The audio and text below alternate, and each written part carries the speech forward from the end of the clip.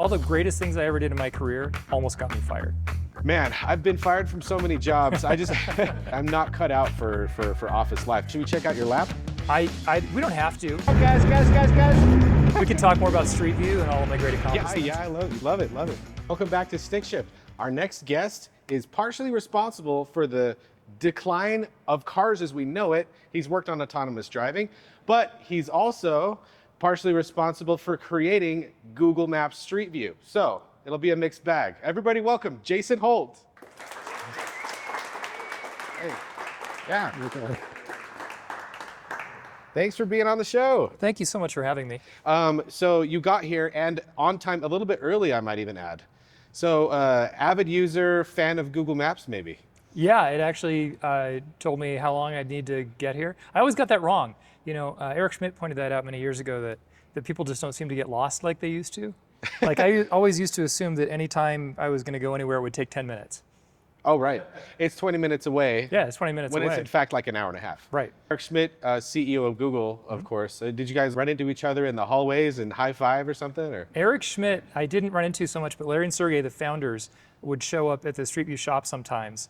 I remember one time I was coming in late at night to work on a personal project, and Larry parked outside and saw me as I was coming in and started like heading for one of the exits because, you know, he didn't want to talk to a random employee in the middle of the night. Plus I had like this enormous like mountain man beard at the time, so you never can tell in Silicon Valley whether it's like a hobo or a or a developer or like a senior engineer. So he's like heading for the exit, but the problem is that I'm going for the same exit as where my stuff is. And we ended up talking for 15 or 20 minutes. It was great. That's awesome. I think Eric Schmidt has a little bit of Utah ties too. I believe he was involved at Novell. Yes. Was he CEO? I forget. I think that's true, yeah. Yeah. So of course, Novell made a big mark here in Utah because, you know, some Utahns invented WordPerfect, and then Novell bought WordPerfect, and so we had a big Novell building here for a long time. Yeah. But yeah, that's cool. Of course, yeah, this, you know, Utah tech scene is just really blown up ever since then.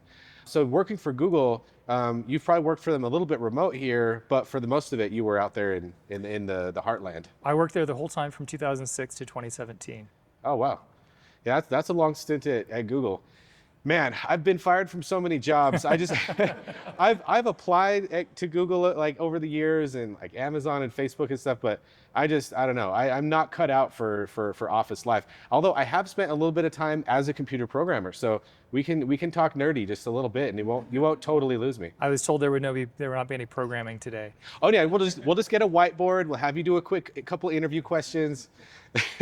No, I mean, I don't know about you, but whenever I was doing interviews, that was like the worst possible scenario of write code by hand on a whiteboard. I kind of enjoyed it. It's a little intimidating at first. The thing that I always aspired to was the guys that would pick up like 3 different colors and actually do like the syntax highlighting. And so like all the keywords would be one color and all the operators would be another. Well, that makes a ton of sense why you were actually able to keep your job. And I think I got fired from almost all of my computer programming jobs.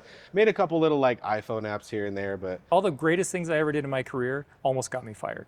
Yeah, that's exactly right. If you have a great idea and you're passionate about it, either you go do it without permission and you get fired, or you do it with like, you know, some permission and they just, you know, someone gets mad because you either outshine your boss or whatever. It wasn't like brilliant risk taking or anything. It was just like exactly as you described. I would just get so hyper focused on something and like be unaware of the danger. The political danger at the company, or I mean, I was always terrible. Or the fact that my manager was telling me like every day, like, stop working on this or we're going to fire you. It just would kind of like go. That makes sense. A little more direct, yeah. So like the Google Maps, so that predated you. They were already kind of working on Google Maps, but they didn't have Street View. That happened sort of during your tenure, or you kind of led out that whole effort. I joined in 2006, and it was this secret project that even internally at the company people didn't know about. Did it have a code name? It did. It was called City Block, but there was kind of one before that. I was hoping to be like you know, Project Ramrod or like Skunkworks or. Well, there was Larry's landscaping service, because we would see these like 98 Astro vans driving around that looked like they had a lawnmower on top. This big old sheet metal thing with a turret on it. and the team shirts, because they weren't publicly talking about it, even within the company, had Larry's landscaping service on it. Yes. That's what I was hoping for. Something like really obscure. So did they actually end up like edging people's yards and mowing and stuff? I don't think they went that deep into the cover. Yeah, all right. No, I want dedication to this gag, right?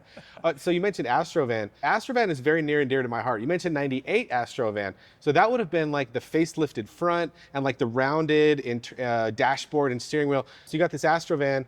What's the first thing that you stick in there? Is it the cameras? Or are you beefing up the suspension? There was an entire rack of equipment that took up most of the back, and then they had 9 LiDARs, and they had a high-speed camera, and they had a big panoramic camera that was about this big. I mean, the whole process was huge. It took a bunch of technicians a long time to build. If we were to weigh just those components, we're already talking another 1,000 or 1,500 pounds. I know it was heavy enough that they would break the rear axles on it. Holy cow. I don't know what that was like. You're driving down the road trying to take pictures, and all of a sudden, it turned out it inspired a bunch of the people to do the bouncing. Yeah, hydros and stuff. So yeah. they would take it down and they would put a Ford 9-inch rear end in it, but then you got to put in air shocks. They put Ford parts on a Chevy? They weren't really. You monsters. I mean, the Ford 9-inch rear end is a legendary rear end. My family's first minivan was a 1987 Astrovan. We were living in England at the time. My dad was in the military.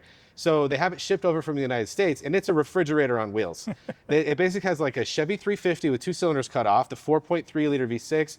I think it had like throttle body inject, like it was barely fuel injected, like early fuel injection. It was like the largest passenger vehicle in the entire UK. And we had my family, there were 6 kids in my family. So we'd go places and people thought we were running a daycare. Yeah, it may have been like just the largest vehicle in the UK at that point. I think so. Yeah, so like, full size proportions, is on like a truck chassis and stuff. Yeah. Okay, so why did you guys choose the beloved Astrovan? I don't know how the original choice got made. It probably had to do with that nobody had any budget yet, and somebody looked up online and found that there was one for $5,000. And so they just, that's what they entered. It had a lot of space in the back, but then they put $300,000 worth of gear in it. And so it made a little less sense at that point. Yeah. It's not the best match.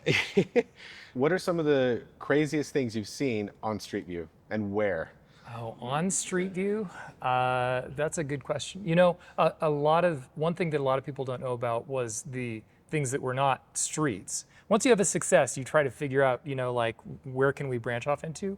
And so we ended up putting it on a trike, a pedal trike. There was one that you could carry as a backpack.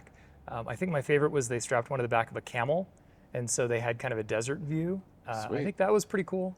They had like pyramids in the background and the Sphinx and everything. Yeah, like literally. And then we ended up taking it to Baghdad in the middle of the Second Iraq War, and with the trolley, and going through one of the museums that had been looted a few years back to try to capture as many of the artifacts as we could. So. Wow. Yeah, they were like, the guys did that, and then they were hanging out on the base with the U.S. military and stuff afterwards. That's incredible. And I think that as the stat goes, you were able to basically photograph almost every road in the world in like a year and a half. Yes, which is kind of insane. We did the whole U.S. in like 90 days. How the project, many cars does that take then? I think it was about 100 cars. I was thinking like 10,000 or something. That's incredible. I mean, I don't think we did like literally every road at that point. I think we've probably done pretty close to that now. But at the time it was like the major arteries and all the freeways and stuff like that. All right, so should we check out your lap? We don't have to. Guys.